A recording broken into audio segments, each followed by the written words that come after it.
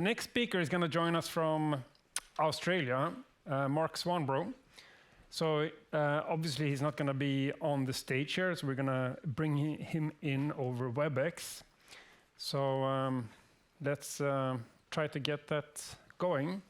So Mark is going to take us on a developer journey in terms of network automation.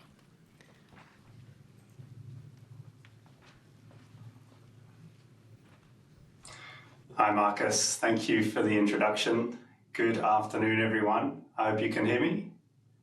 I'll carry on assuming you can. Firstly, an apology. I really wanted to be with you all in Stockholm this week, but unfortunately circumstances didn't allow. So I'm joining you here from Sydney this evening. Now, I think it's an hour after lunch. It's a tough spot. I'm giving you a story. It is bedtime here, story time here, but please stay with me. It's hopefully an interesting story for all of you in the room.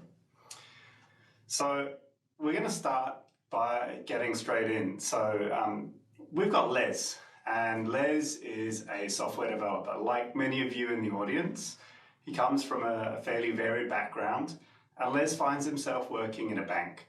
He's working on mid-range systems and mainframes and messaging integration.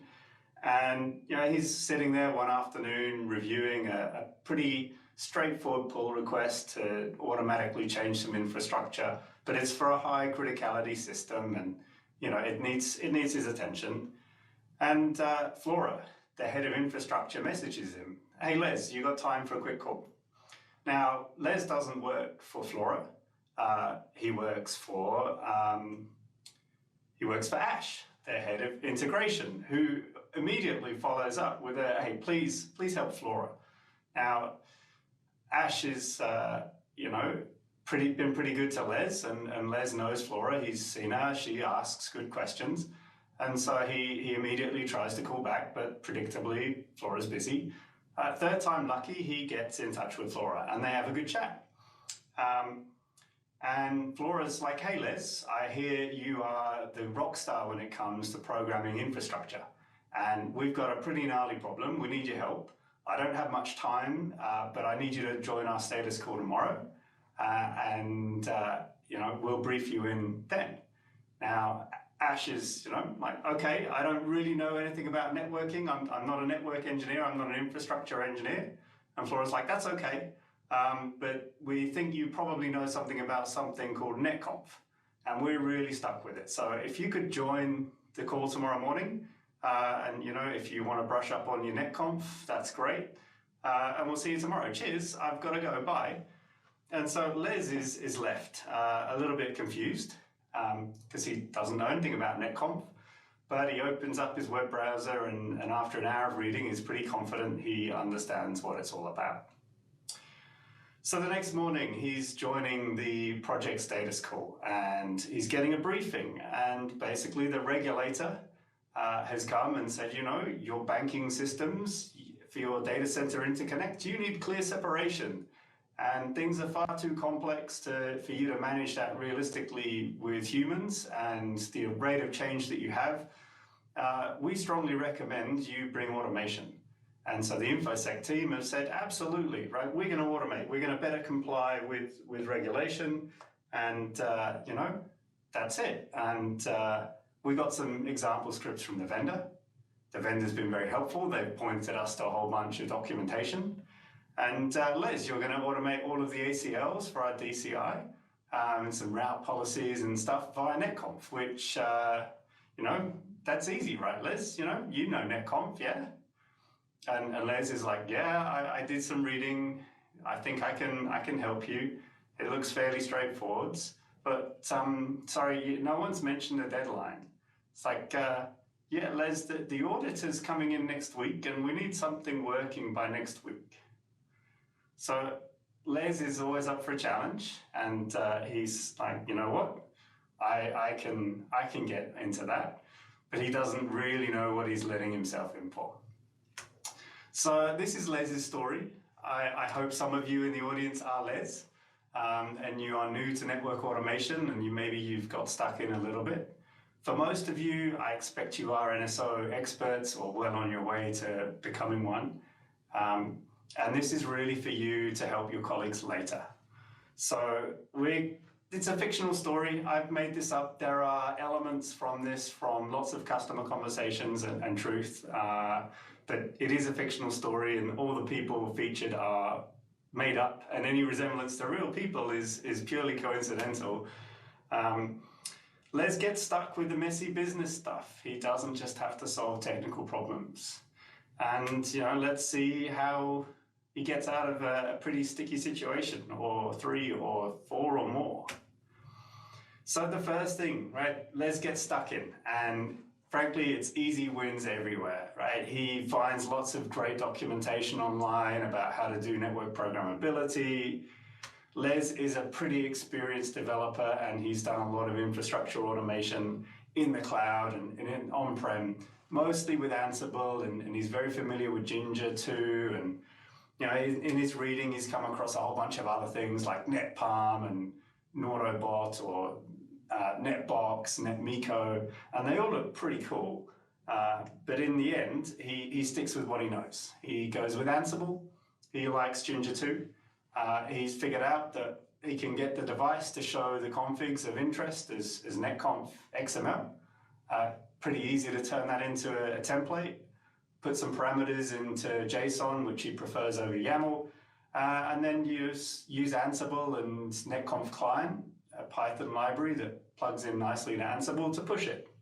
It's pretty straightforward, right? His infrastructure or his architecture for the first proof of concept is pretty straightforward. He's got Ansible, he writes a play, and the network engineers just need to edit a parameters JSON file and run the playbook with an inventory. So what's going in that JSON? Well, there's different business entities in the bank, and they own a whole bunch of objects. So he's putting the object mappings in there between who owns what. Different entities are allowed to talk to each other, like Forex are not allowed to talk to the trading desk, and London's not allowed to talk directly to New York without going through a firewall first. And then there's a whole bunch of manual exceptions in there too, where the regulators said, no, that's okay, you can go with that. Pretty straightforward inventory.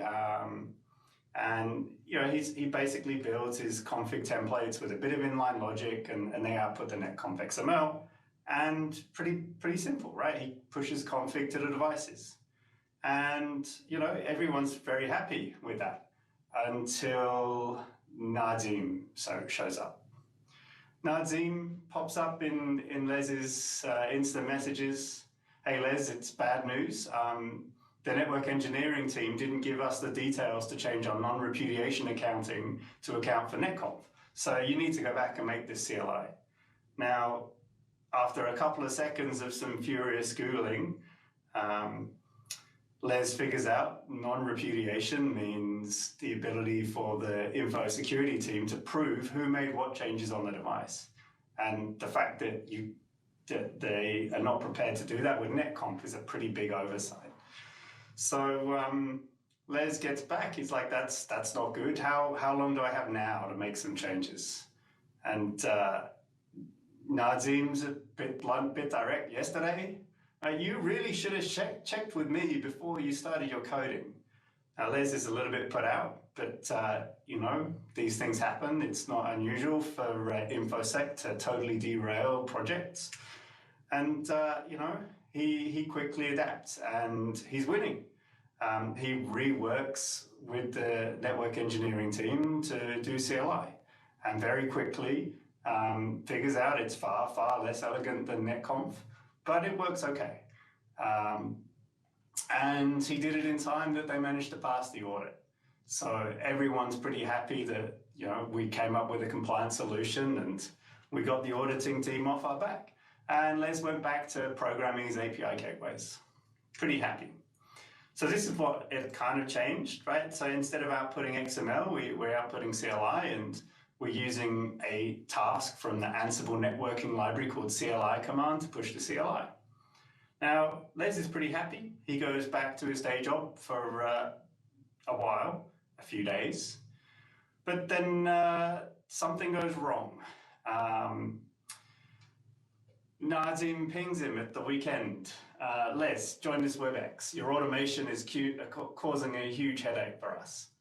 Now Les is like, but I'm not on call. I'm not an on-call developer. I'm a developer. I'm not in operations. Can this wait? Nazim's in his very classic direct style. You think I'd be asking you on a Saturday if it could? So Les jumps in and get involved and finds out that unnecessary config was being left on the device. So Les was generating the required config from all of the commands, but in his haste to rewrite from netconf to CLI, he hadn't realized that netconf, he was using edit config replace, and that frankly took care of everything. Whereas with CLI, sorry, just make the lights come back on. With CLI, his last minute rewrite didn't take care of everything. And he'd accidentally left overly permissive ACLs in production. So manually they quickly fixed this, but Les committed on Monday he was going to fix this. So it's that kind of, can we clean up? Can when you leave, can you make sure if you're the last one you turn out the lights, right? These are not difficult problems, but over time these sorts of things start to add up. So there were some ACLs and they were shared, and he updated the templates to account for them and only generate them if more than one person actually needed them. And the tricky piece was, I think Jan mentioned something about this just now, right? This kind of delete everything first before pushing new. Now, that's fine in some environments. And for Les, in this particular instance, it worked great, right? So I've got a whole bunch of ACLs. I'm just going to delete the whole list of ACLs, and then I'll load the new ones. And you know what? These are modern devices. They have a transactionality. They will do a commit. And when I hit commit, the device itself will compare the difference in what was there before and what is there now, and it will only introduce those changes to the network. So, actually saved by having some good devices that had transactionality. This worked. Les was pretty happy. He's now fixed and he wants to go back to his day job. So not much has changed, right? In terms of the architecture, we've just got a little bit of delete config templates there that go do a whole bunch of no's, and otherwise it's more or less the same. Now, the network team are pretty impressed with what has happened so far. And Flora sets up a meeting with Les and says, hey, look, we want you to come and improve on what you've done. And your boss has agreed it. If you're okay with it, we want to explore something called GitOps. And everyone's talking about it. And, we think GitOps is the way forward for us. And Les is like, sure, I do tons of infrastructure as code work in integration. And frankly, this has been interesting. Apart from, InfoSec getting in the way, this has been a fun little project. So ultimately, Les gets stuck in. So Les is very familiar with GitHub and Jenkins, and they're actually corporate IT standards. So Les didn't really have much of a choice. GitHub, corporate-wide subscription, GitHub Enterprise mandated by InfoSec. And Jenkins, widely deployed, widely established. He didn't have to run his own infrastructure. So that was, a good starting point. Now, in IT, where they have some very mature services, they have a dedicated release engineering team. And they own all of the plays, they own all of the deployment. The ops team then own all of the inventories and parameters, and the application developers own the templates.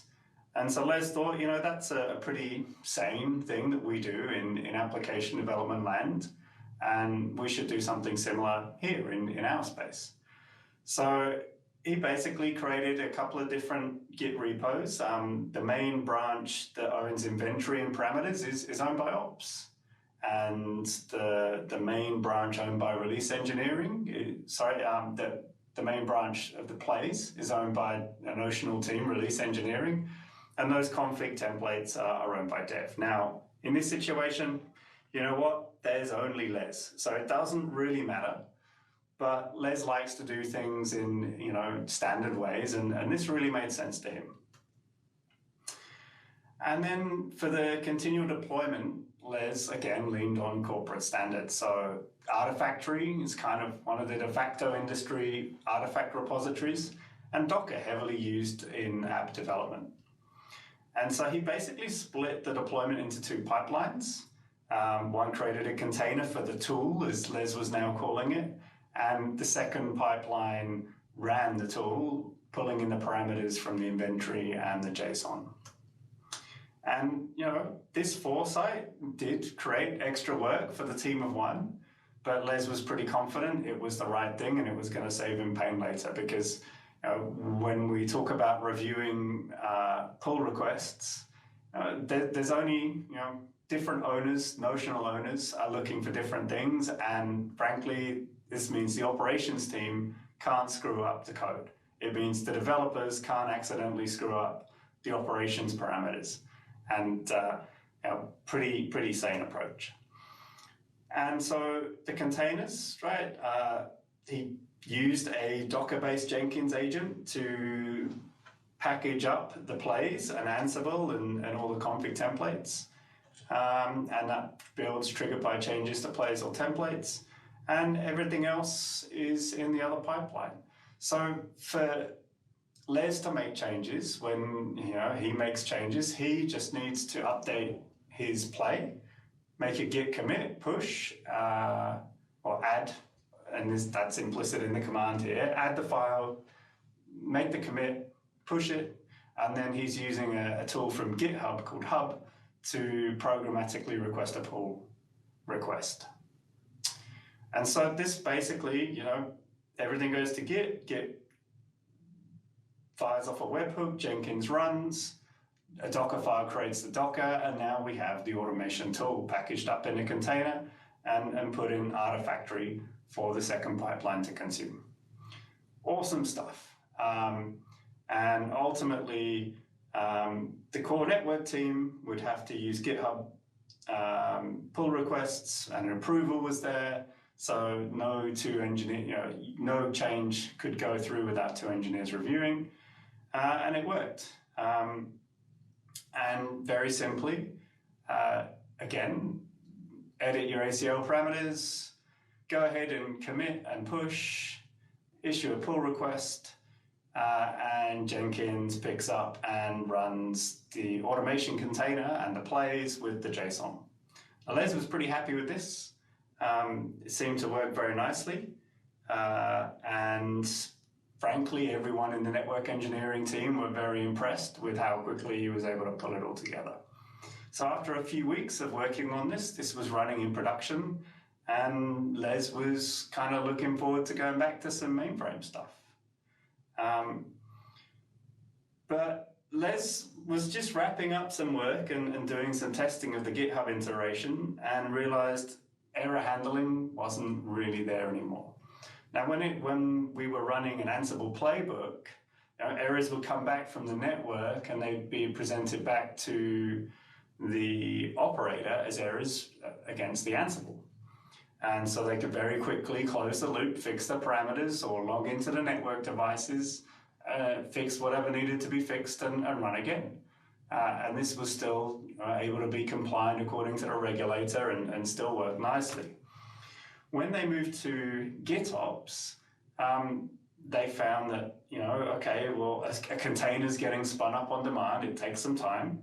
And ultimately, Jenkins needs to pull a whole bunch of logs out of the container and throw them into Git, into the pull request comments.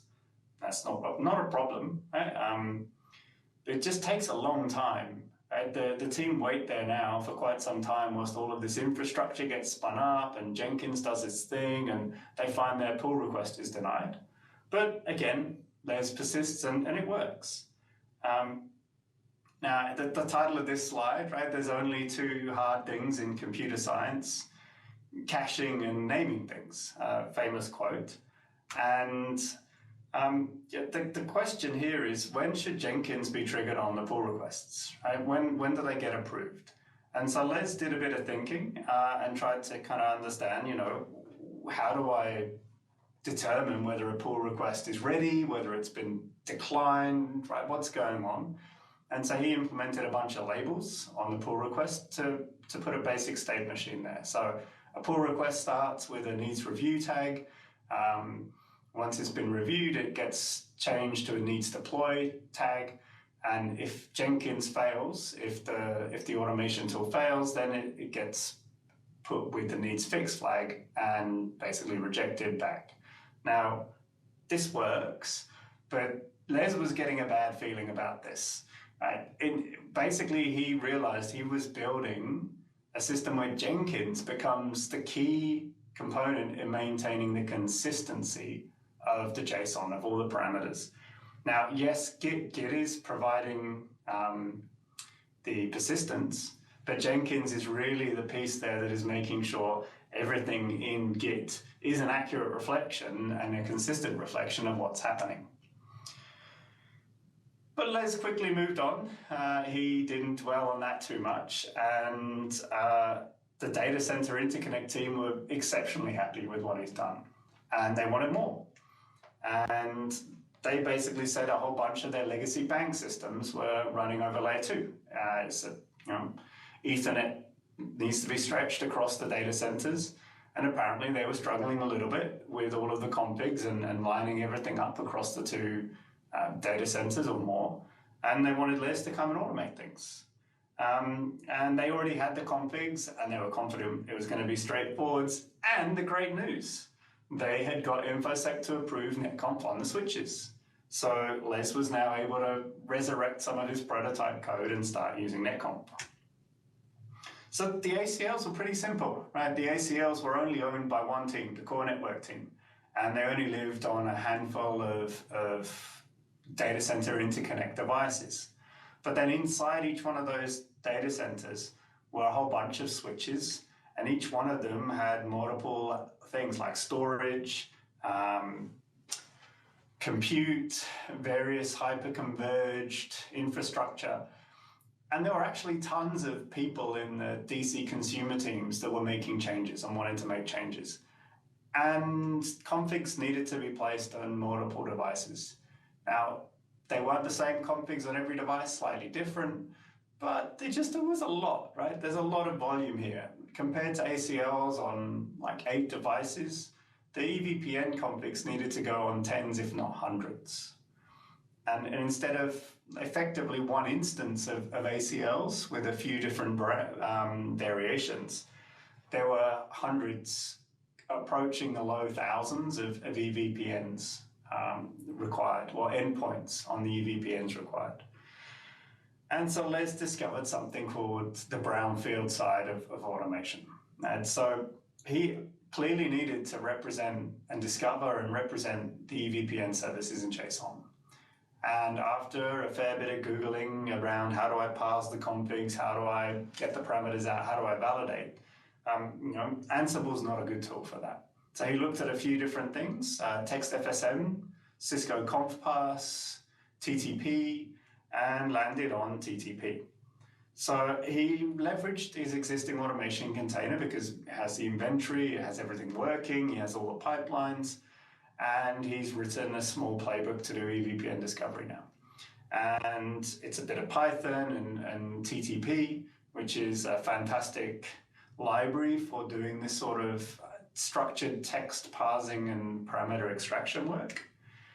And it generates a JSON that he can then diff between the source of truth, the existing, and what's in the network, and what's been discovered, and then frankly manually fix them, because at this point he's just trying to grab as many as he can and steer everyone to the automation.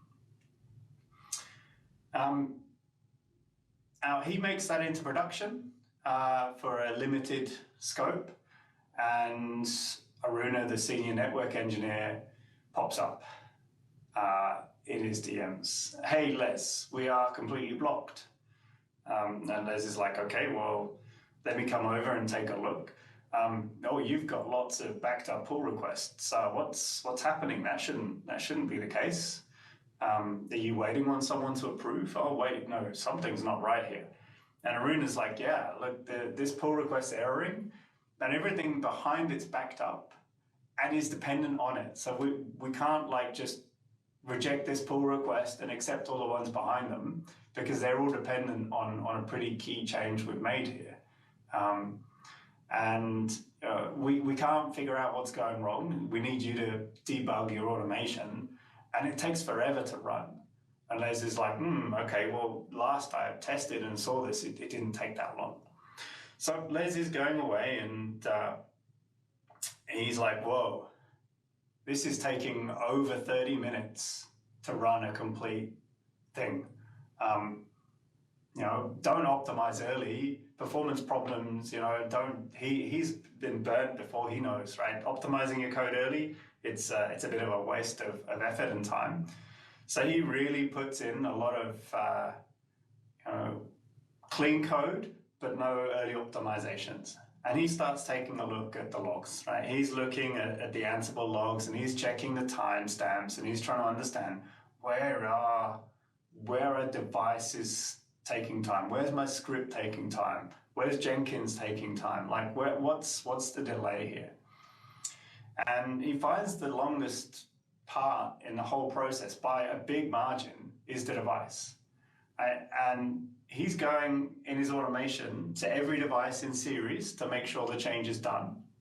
And it's taking 10 minutes plus on some of these devices to accept the change. Now, Les is confused because when he'd been doing this in testing, it was taking like 10 seconds, 20 seconds. And in the grand scheme of things, all of the rest of his automation was taking a lot longer. But now he's finding something's off. And the last device in the chain, of course, is the one that's failing. So not only is all of this happening, and he's found it's due to a manual change in the configs and it's causing the error, all of the devices then need to roll back. And so his first concern that it was taking 30 minutes was actually not true. What was actually happening was things were timing out, and the whole job was failing after 30 minutes, leaving the network in a whole messy, inconsistent state.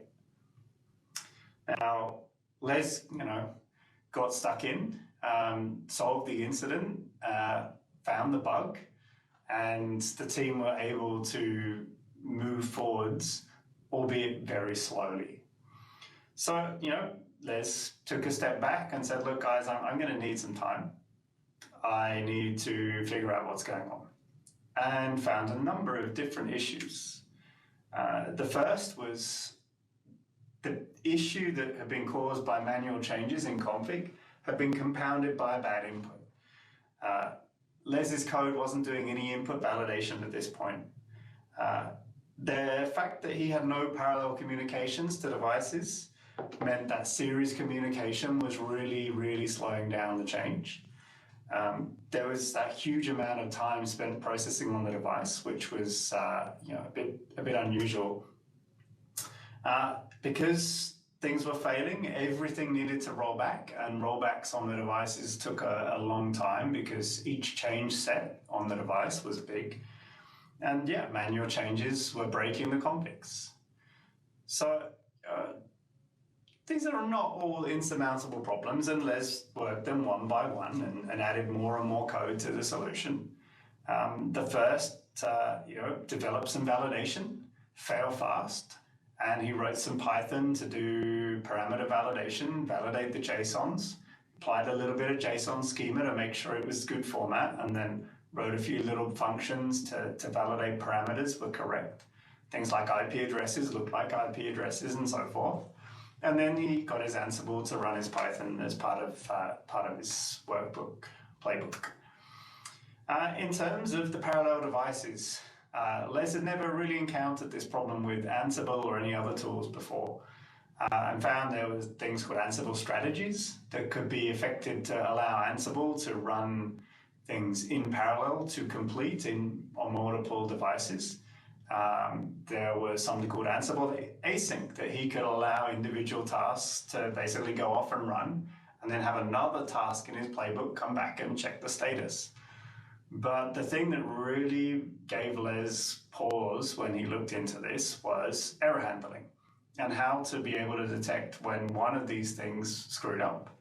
And he'd then be able to catch it quickly, stop running all the other things in parallel, because we don't want to keep compounding the problem that we need to roll back. And he looked around and he found something called NetPalm, which looked perfect for his solution, another open source project. Basically, queue a bunch of network tasks with netcom for CLI, Ginger templates, and basically make it not his problem. So Ansible now enqueued some tasks on NetPalm. The biggest issue, the one that took all the time, Les really nailed this one down to a huge delete and then a push. Now, our regular machines, right, as developers, they have pretty big CPUs, and they're not doing an awful lot of work, and it's not majorly important for them to be doing stuff in the background in near real time. On the network devices, whilst our modern network devices generally tend to have beefier CPUs than they used to in the past, when we're doing certain operations, big operations, there's a whole bunch of stuff happening in the background, right? Control plane traffic management, policing, a whole bunch of stuff's going on with the CPU. And when we're doing CLI tasks on the front end or netcom tasks, these are slightly lower priority. And what was happening is Les was making a change in the CLI of thousands of lines of CLI every single time. So Ansible was coming in, deleting 1,000+ lines of config, coming back, putting 1,001 lines or 99 lines back, and then issuing a commit on the device. And the device was having to do all of that crunching and understanding what changed. Now, Les thought this would be really fast, but he came to learn that actually on some of these devices, that's a very, very expensive operation. So what he decided to do was split the configs. He said, well, you know what? Every kind of service, every separate EVPN is going to have its own JSON file. And then what I can do is filter. I can look at the JSONs and determine between the pull request and what was there before and what's in the pull request, which JSONs have changed. And then I won't process the ones that didn't change. I'll just process the JSONs that changed. And therefore, instead of 1,000+ lines, if only a couple of JSONs changed in this request, I'm only going to modify a couple of lines. Now, that required some re-architecting, but it gave him the win he needed. Now, thankfully, because the devices were supporting commit and rollbacks, even though it was taking a long time, Les kind of realizes it's an unavoidable cost. But he realized the bigger the change set, the longer the rollback took. The bigger the change, just like with the commit, for the rollbacks, the bigger the change set, the longer rollback took. So best thing he could do, make sure to make those commits as small as possible. And then of course, for manual changes, right? Keep running the discovery script on a regular basis, right? Keep finding when manual things have been tweaked and updated and pull those back. And it was always going to require a manual fix, right? Someone's always probably going to have to look at these diffs and merge them, and make sure that what changed in the network was really what was meant to happen. And also, not everything was covered and by his automation, not everything on the device. There were a lot of dependent configs that he wasn't touching, and so he added a little bit extra in there, a prerequisite checking, go check that these things exist that are being referenced in these ACLs or in these EVPNs. But otherwise, right, more code solved these problems. Now, this didn't take overnight. These changes took Les quite a long time. And he started getting quite a complex infrastructure with multiple containers and quite a lot of things going on. And testing this stuff became difficult, but he solved the performance problems. And at the end of the day, everyone in the network team was happy. But Les kind of realized he liked this work. This was fun. Hunting down all of these bugs and solving the problems of the network team. This actually was very enjoyable for him. And he kind of was feeling guilty as well, because his old team kept on pinging him, asking him when he was coming back, and when he'd be done with this boring infra stuff. And he messaged his boss one day and said, hey, or he pinged his boss and said, hey, can we have a chat? And Ash was like, yeah, sure. You've been having some great wins, and your boss said you want to chat. So what's up? And it's like, well, look, Charlie, my boss, and you're both pretty cool with me doing all this work, but I'm not helping our team with our goals, and I kind of want to keep doing this. And Ash is very relieved. He's like, that's great to hear. Right? Flora and I have already discussed this, and we'd like you to become our network automation team lead. Congratulations. We'll make sure you get what you need to continue to be successful here. And you're going to still report to me, but dotted line to Flora now. And a lot of people are excited about what you're doing. Other leaders, our peers, are also excited and they want to get involved. And well done. Is that cool? And Les is like, yeah, that was easy. Yeah, I'm down with that. So Les builds a team, right? There's Les, the lead developer, and he gets a team.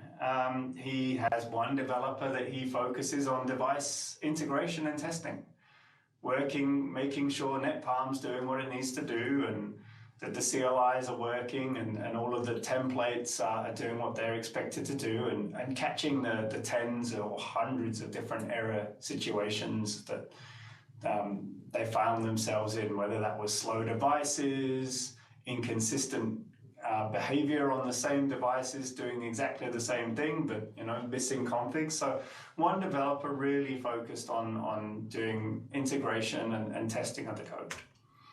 There's a second developer focused on playbooks and CI/CD. They come from a workflow background and a DevOps background, and really what you might consider a modern DevOps engineer. And another developer who's really good with Python and Ginger and really focuses on all of the Pythonic elements. And that leaves Les with doing a lot of the requirements and the design and review. But Les was getting a bit of a, sneaky suspicion something wasn't quite right here. His team had grown from 1 to 4, and they were still kicking goals. They were still making wins, improving what they'd done, and trimming a bit of performance here and there. But mostly they were hunting down bugs. Mostly they were tracking down issues, not really bringing back business value.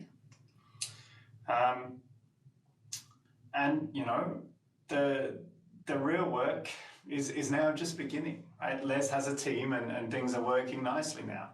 And the network team, and in particular Aruna, the #1 user of the tool, is like, it took you 2 months, but 10 minutes now for the complete process, and much less if we screw up a parameter, but it's better than the 30 minutes plus, right? But we really need you to look at those JSON files, right? We now got hundreds of them, and it's a bit complicated, and it's a bit messy, and we don't like it. Are you planning on doing something about that? And Liz is like, yeah, sure. We're still ironing out bugs. And yes, we know it's not ideal, but I got a solution in mind. We're working on something, and we'll get back to you. And Aruna's like, oh, thank God, because the other network engineers are starting to get a bit concerned that this isn't actually helping them much. The automation's cool, and but really we just built like a bespoke config manager, and is it really helping us? Anyway, Les, we'd also like to talk about integrating the approvals with ServiceNow, because we're getting a lot of pressure from the IT operations team to integrate with ServiceNow, and also when we do stuff, putting the logs there. So if there's an incident, they don't have to chase around and find what was the change, who approved it, what went wrong or what went right, and what changed. And then we really need phase changes, Les. We really need to be able to push a couple of things, check that they work, and then push a couple more, because automation has actually caused us to have outages faster. We didn't involve you because we managed to figure it out ourselves and roll things back manually and then fix it in the tool. But we actually created a few outages from automation. And yeah, it was easier to recover from than a manual fix. But yeah, we need to get better at that. And Les is like, okay, we're pretty busy. We'll look into it. And so Les goes away and the team go away and they start focusing on some of these things. Now, Les has some good ideas for this, right? He's been around the block a few times. He understands databases, and he's in his mind, right, the JSON problem, he can solve that by using some databases, and ServiceNow and the integration there is just a bit more workflow type stuff, and phase changes is a bit more workflow. No big deal. So the team go off and start working on this when Les gets an unexpected call. It's Nazim, the network info security engineer. The guy who's been throwing the big spanners in the early days, he's back. Hey Les, bad news. And Les is like, oh God, no, what is gonna happen now, right? What have I done now? Hey Nazim, what's up? And Nadim is like, we love your work, right? And all the small audit enhancements you made for us over the past few months have been awesome. I guess it's not really bad news. The bad news is we'd like your help to automate our firewalls. And we definitely need that integrated into ServiceNow. And because it's super important, this takes top priority. This is now your #1 priority. Surprise. And Les is just like, okay, I was not expecting that. And I thought Nazim hated us. I'm really confused. And so off Les and the team go. No, so the firewalls, they didn't support commit. They had no concept of transactionality in their CLI. And the rules had really complex interrelationships. There was no easy way to split them across different JSON files, which, remember, that was really important for calculating minimal diffs as Les viewed them. And the performance of the system and error handling were even more crucial. The primary reason the network security team wanted this was so that when there was an incident, they could quickly lock down the network. They didn't want to have to wait 20 minutes for the automation script to run and apply ACLs when they could do that with quick and dirty scripting in 30 seconds, or manually log onto devices and do it in a couple of minutes. No, they wanted automation to be able to do this in less time, or the same amount of time that it would take a human. So Les looked and was like, this building a rollback on error capability offered the device, and this was a really tough problem, and he realized it was going to require a lot of trial and error. And their first attempts included backing up the whole device config, and upon error, pushing that back. And that kind of worked until it didn't, until devices started failing and having problems. But bit more trial and error, a bit more effort, we can make this one work. And moving away from JSON seemed fairly straightforward, right? If we move these documents to a document database, we can have an API to manipulate them. We can wrap an API on top. We can represent the relationships between them. We can have some sort of indexes in the database to speed up performance of certain operations on these files. Because every time you run the tool, parsing thousands of JSON files, whilst it's not a huge amount of time, we're starting to add up a little bit of extra time in the processing. And having to validate the files every time and not just to validate the small change was really chewing up a lot of compute time. And Les was very reluctant because Jenkins had been very good, but increasingly his DevOps engineer had been doing a lot of groovy scripting in Jenkins to make Jenkins interoperate and do the things they wanted to.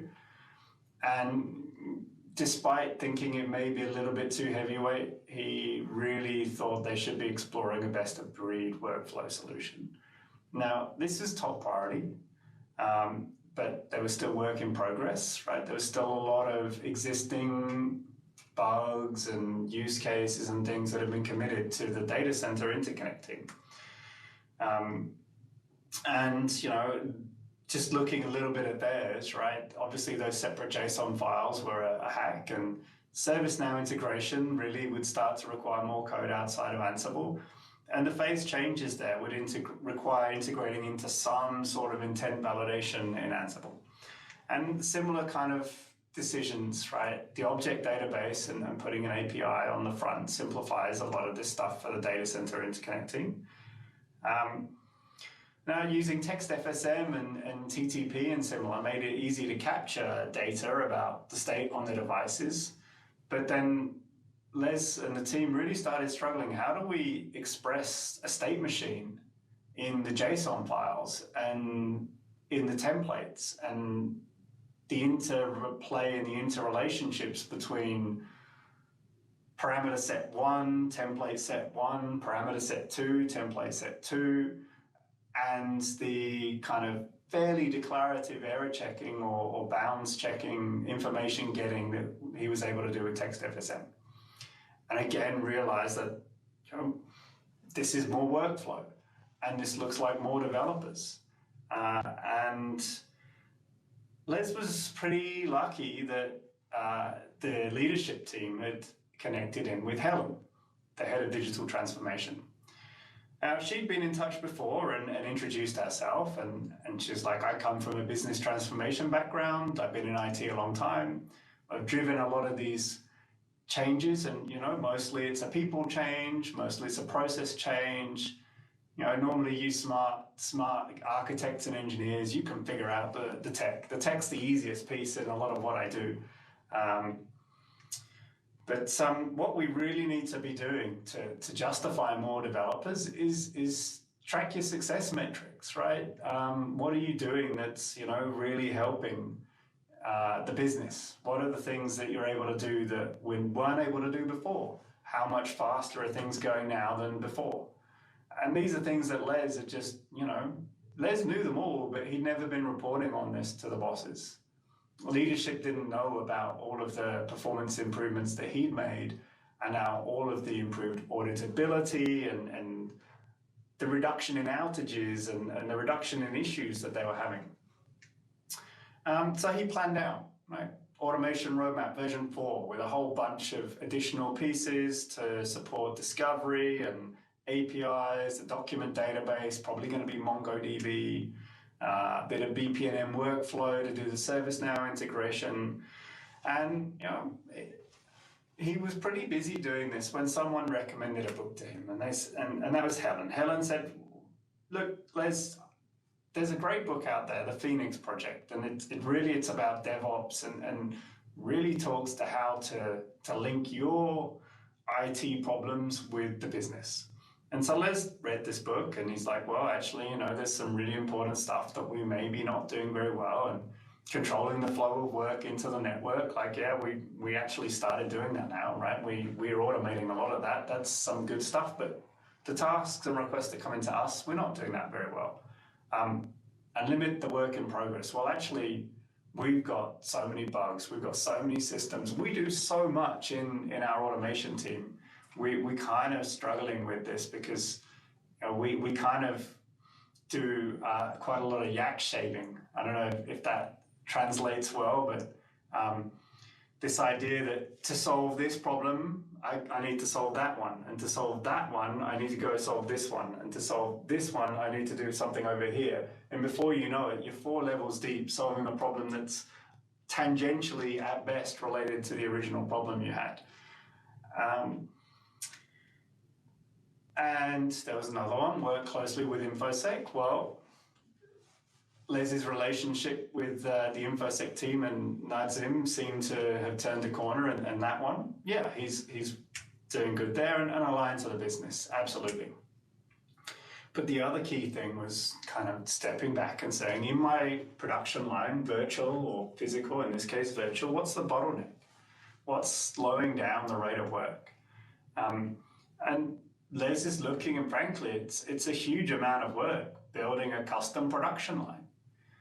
If you were building a factory, you don't build your own robots. You don't build your own conveyor belts. You buy these components in. So Les was started wondering, can we buy this instead of building it? And luckily, an unexpected encounter, Les runs into Oliver. He finds him sitting in the network department. He's like, it's been a while. And Ollie's like, yeah, it was at your wedding. You know, I work for Cisco, right? So I'm here helping design an upgrade to your data center network.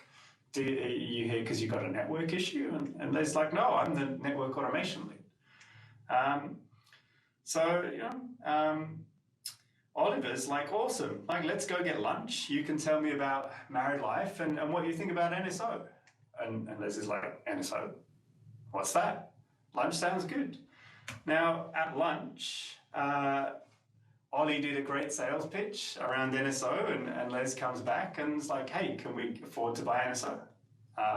And Helen's like, well, look, these things aren't about the cost. It's about what buying it would allow you to do.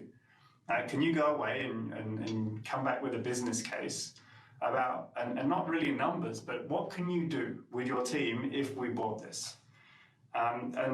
Let's not make a grand, massive case, right? Let's start small, right? Go trial it, do a comparison, and go check it out. And Les puts his Python developer on it, and they go super fast. The DevNet materials get them up and running. Having a local native development environment was super nice, and no complex Docker environments for a change. Not that they were a problem, just they slowed everyone down a bit. NetSims made a whole bunch of testing and validation of this stuff pretty easy, and then they were able to move it over to their lab environment and validate even faster. And frankly, all the difficult things were much, much easier. And so Les basically came back with the analysis, and Helen's pretty impressed, right? The numbers really stack up. And frankly, they don't always. I mean, why didn't you kind of present this sooner? And Les just basically, we started fast and we had lots of wins and it seemed good. And frankly, we had no idea how complex and messy this was going to get. And so, Helen's like, yeah, that's okay, right? Don't worry about what's gone before. That the past is the past. Let's get it done. So over time, well, pretty quickly, in fact, the team started migrating templates and Python into service models and discovery code into actions, and still leveraged some of the TTP and other libraries that they'd used. All the inventory stuff just became devices in NSO. All the messy error handling they didn't need to do anymore because they had NEDs. They still had some workflow there sitting next to NSO to do the ServiceNow integration. And now Les had sustainable wins. No longer were the team fighting fires all day long with bugs and issues and performance problems. The NED developers handled all that mess, and the NSO team, engineering team, really focused on the developer experience and productivity. And then Les worked with the team from Cisco Customer Experience, who offered the TAC to really help with net enhancements, but also troubleshooting everything from like connectivity problems or config issues and troubleshooting, right? Not just something's out of memory and how do I restart, but really help the team with issues. They worked with the customer delivery team to scale their package development. Right? They pulled in the team and said, yeah, we've got this firewall thing and we want to migrate it. Can you help? And they took it on as a project. And they were also able to share best practices on making things repeatable around CI/CD and Docker and all the other practices that were required to be successful.